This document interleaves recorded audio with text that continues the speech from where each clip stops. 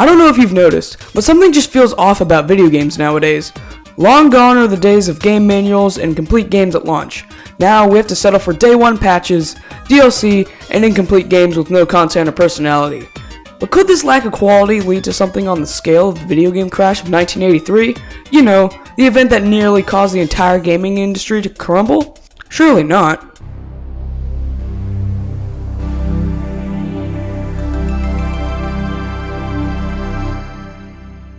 So before we get into this video, we must first discuss what caused the video game crash of 1983. During the late 70s and early 80s, video games were booming in popularity. No longer were arcades just for pizza and cheap carnival games, they were now the hubs for many gamers at this time. This was the case until a company known as Atari released one of the first home video game consoles with interchangeable cartridges, the Atari 2600. Now you didn't have to go to an arcade and spend countless quarters trying to win a game. You could do it from the comfort of your own home with a one-time payment. This was massive for the newly introduced video game industry.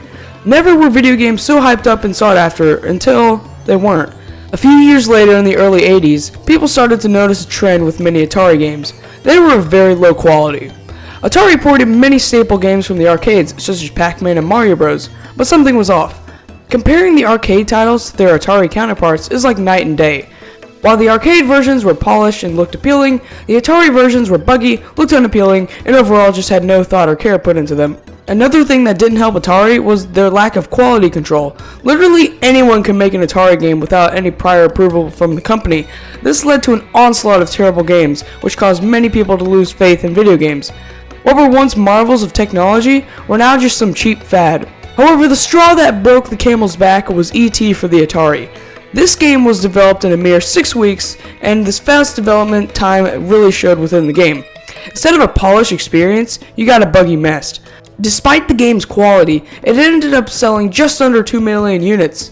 So most likely, if you had an Atari, you had E.T. This game, along with many other poor quality titles, largely contributed to the video game crash of 1983, nearly killing the entire industry. Obviously, video games are still around today. In fact, they are larger than they've ever been. So what happened? Well, a good old company by the name of Nintendo stepped in and showed the world what an actual game of quality looked like.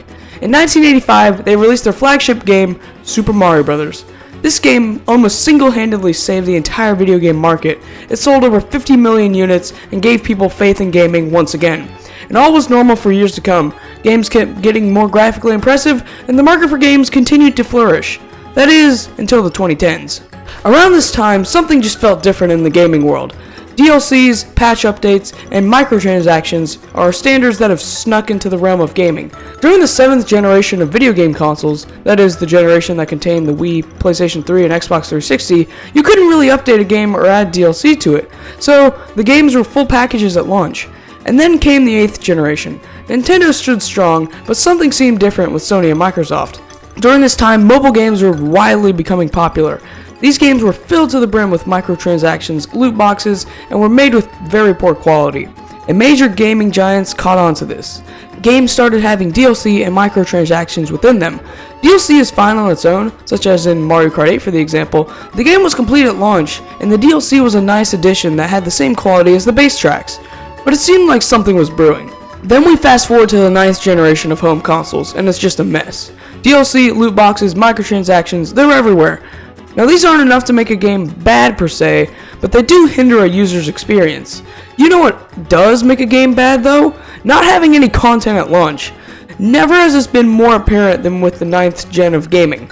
I'm making this video as a hardcore Nintendo fan, so I'll mainly be looking at the Switch's library as I've never touched a PS4 or 5, and I've played the same amount of Xbox as I have with Mario Tennis Ultra Smash.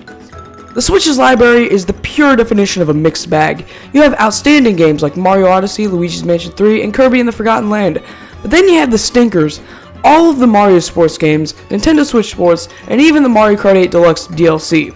Sure, the DLC has gotten better over time, but the first wave was of such low quality compared to the base game's tracks. But the biggest outlier is Pokemon Scarlet and Violet. These games are of such low quality that they're comparable to that of E.T. on the Atari. And that boils down to my main point of this video. Most games nowadays have no care or passion put into them. And just like we saw in the 80s, the low quality of games led to people losing their faith in video games. History may repeat itself if the gaming giants get too greedy. However, the crash this time around will likely put most mega gaming corporations to rest in favor of more indie developers uprising. And while yes, there are still amazing games that are coming out, Tears of the Kingdom brings tears to my eyes, but what happens when the developers of these games, who have been around since the 80s, decide to retire? Well, unless more quality and passion gets put back into games, there very well may be a second video game crash. If it happens, I doubt most quote-unquote gamer gamers will quit out on gaming. The casual market for gaming, such as the grandparents and parents, may not decide to get their little whippersnapper the new Nintendo system if they always have to pay for something.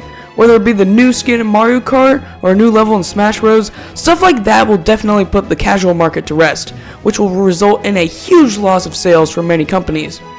However, this is all just speculation based on previous events, and it probably won't happen anytime soon.